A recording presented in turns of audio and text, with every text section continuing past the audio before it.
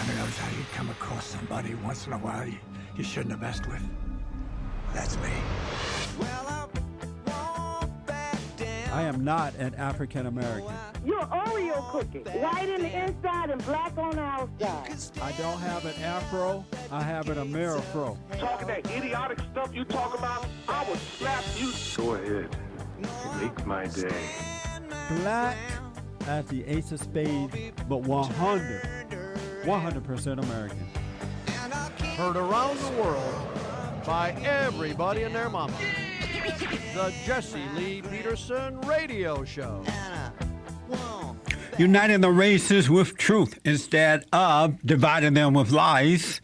We're also rebuilding the family by rebuilding the man. I am Jesse Lee Peterson. Thank you so much, folks, for being with me. Let me go back out to Detroit. Kristen, are you still there? Yes, sir, I'm here. Okay.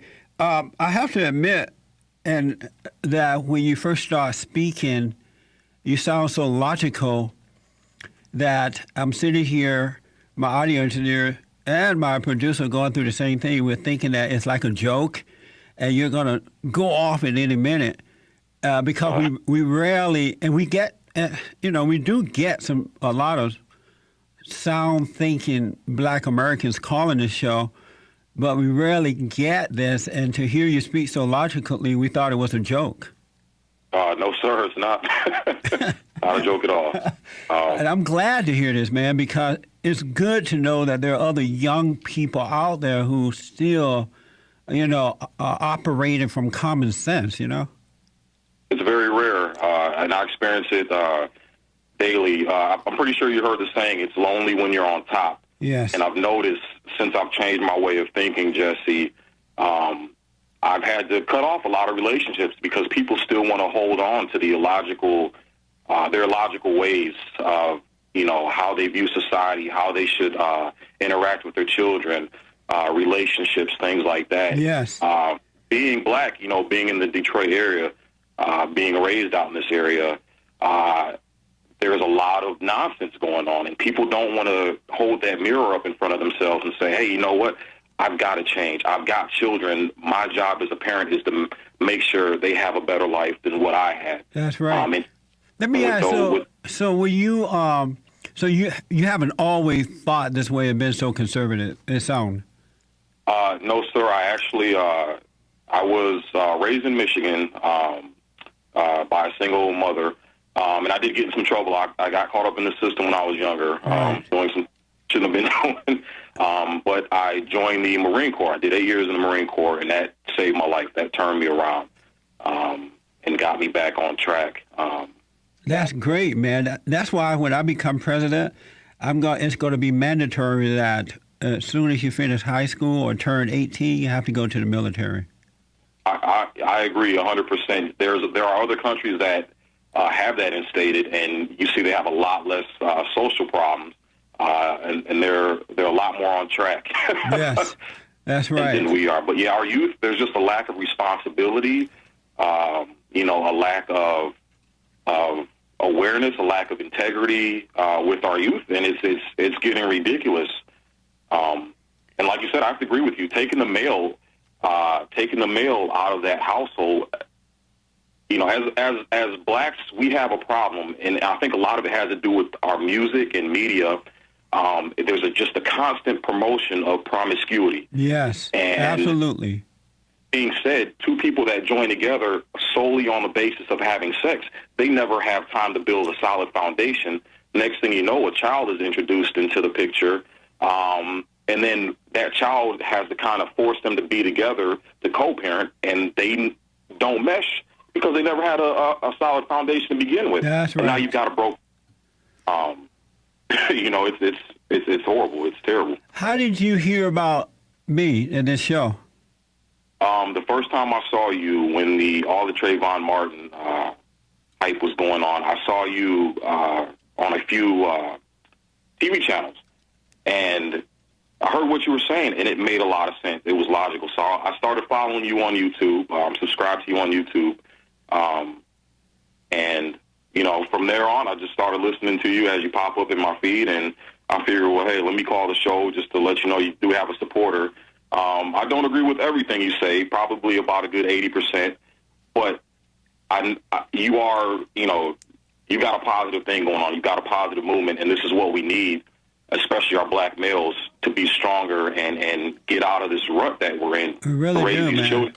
We really do. know, If that doesn't happen, black Americans would never get better. We got to get men to turn back to God, and as you're doing, love what's right and do the right thing. It's based on principles and not color. And Exactly. unless we come back to that, it's not going to work. You're right. I agree 100%. 100%. Can you give me an example of something that you disagree with me about? For one, I'm an atheist. Are you? Yes, sir, I am. You I am an truly atheist. do not sound like one. I am. I honestly am. I'm big on education. Science is one of my favorite subjects. I've read I've read a nice chunk of the Bible. There's a lot of things that I do disagree with as far as religion goes. But for me, there's got to be an absolute proof. I'm not really a faith blind follower type person, and that's just anything, in life. Have you always been an atheist? No, sir. I became an atheist at, I believe I was 24 or 25. You were raised as a Christian?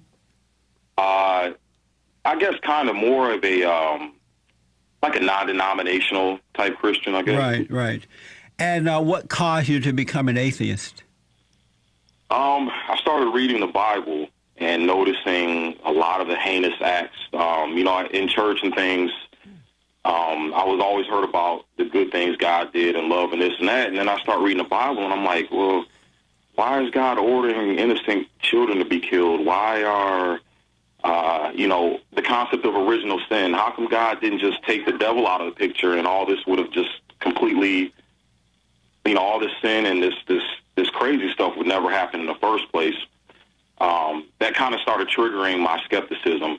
And then I started researching the other religions and the history of other documents, and started seeing other religions were pulling from other religions and stealing stories. And I just kind of thought, there's 10 million religions out there. Without absolute proof, how do I know I'm following the right one? So the best thing to do, be skeptical, just do what's right, live the best life and most honest life I can. And when I die, that's when I'll find out.